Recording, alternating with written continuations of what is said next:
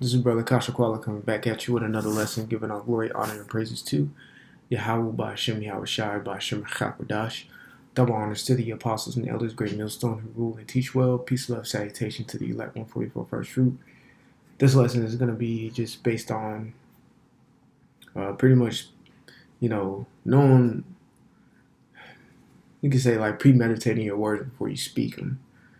Because your mind is a filter, it filters things before you actually come out and say them. All right, that's why there's a saying, think before you speak.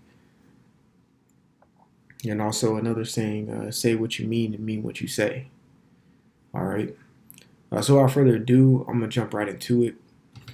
This is Ecclesiasticus, Sirach, chapter 1 and 29. It says, be not an hypocrite in the sight of men, and take good heed what thou speakest. All right. So the point is, take good heed what thou speakest.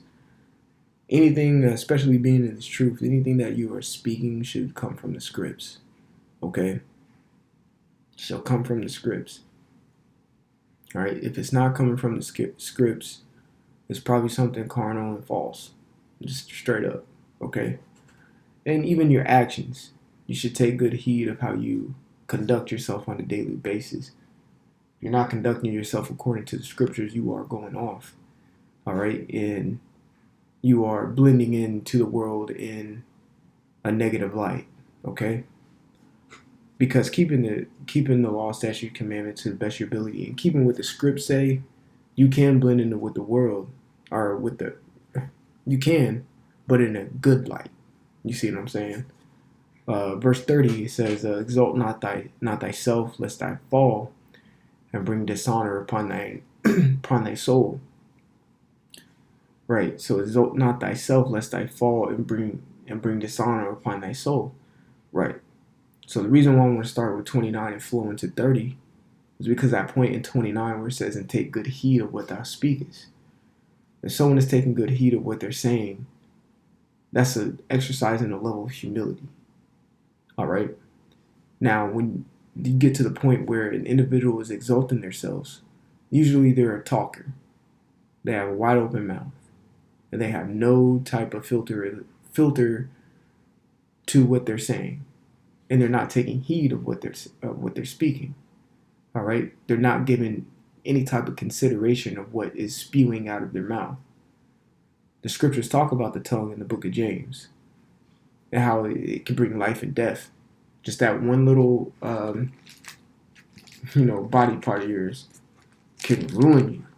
It will absolutely ruin you and destroy you if you don't know how to tame it. The tongue is the tongue is a very powerful weapon, you could say. All right. Matter of fact, let me try to find any scripts since we're speaking about it in the book of James. Let's see here. I think it's James 3, if I'm not mistaken. Let's get it. James.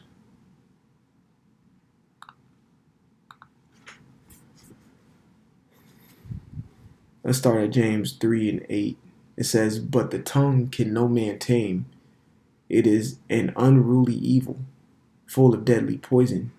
Verse 9, therewith bless we the Most High, even the Father, and therewith curse we men, which are made after the similitude of the Most High.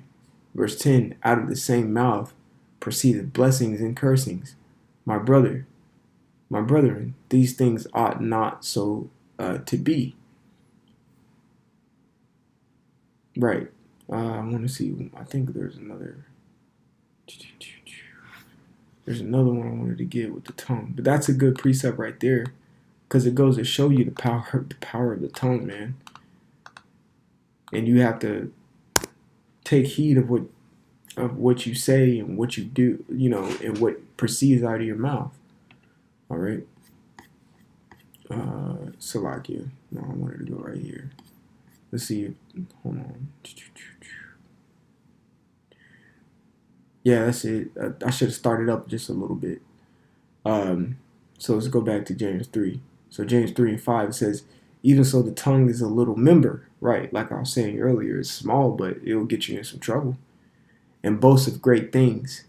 Behold, how great a matter a little fire kindleth. Exactly. You even see it just as an example, you even see it with wildfires.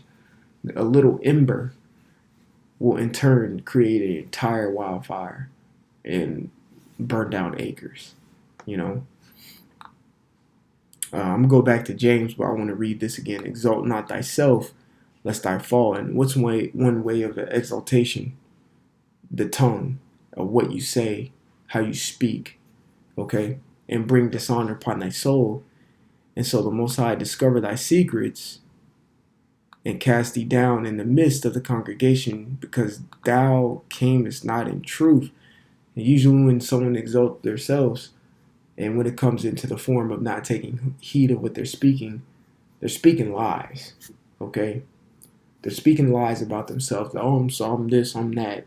And the Lord ends up stepping to them and exposing them, all right? It says to fear the Lord, but thy heart is full of deceit, right? So going back to James, it says, even so, the tongue is a little member and boasteth great things. Behold, how great a matter a little fire kindleth. The tongue is a fire and a world of iniquity. So is the tongue among our members, that it defileth the whole body, and setteth one fire in course of nature, and it is set on fire of hell. All right, so the tongue can get you in some massive trouble, man. That's why the scripts say, take note. You don't have to take thought of what you're gonna say, because the Lord will give you what to say. Because anything that's coming only from yourself, it's not gonna be just. But if it's coming from the Lord, then it will be just, and that's how you keep yourself out of trouble, out of the line of fire.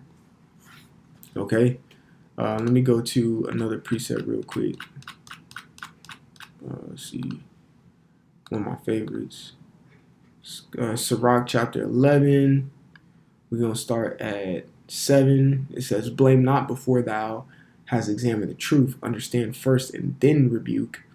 Answer not before thou hast heard the cause. So that's taking heed of what you're saying.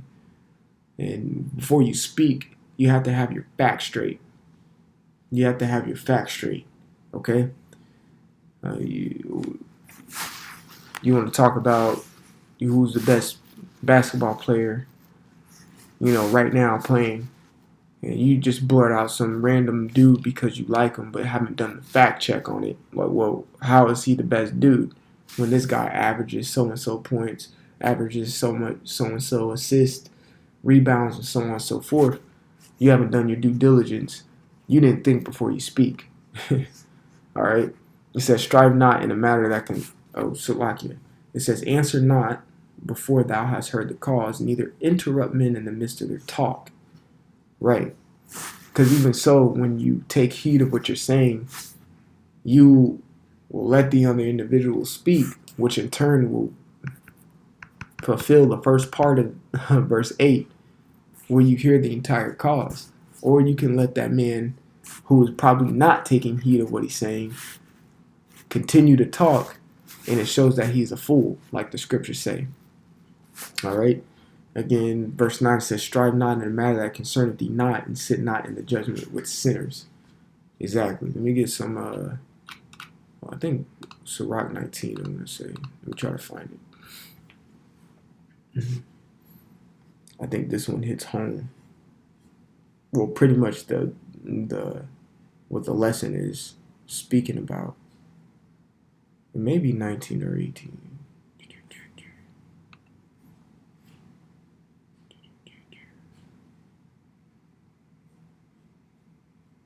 There you go. Sirach 18 and 19. It said, learn before thou speak. Simple. All right? Don't speak if you don't know something. You'll end up looking proud and stupid at the same time, which pretty much that is called vainglory. Vainglory means empty pride. Simple. So learn before you speak. Take heed of what you say before you say it. Even when you do a lesson, premeditate what you're going to do, and then put it on wax. You see what I'm saying? It says, and use physic or ever thou be sick. Exactly. So, I don't want to make this lesson too long, but take heed of what you say on a daily basis, even in your own quarters. All right? Even in your mind. All right? So, Lord willing, this was edifying. When we give all glory, honor, and praises to Yahweh, Ba'ashem, Yahushai, Ba'ashem, Chakadash. Double honors to the apostles and elders, great millstone, who rule and teach well. Peace, love, salutation to the 1144 first fruit. Brother Kosh Quality, until the next time. Shalom.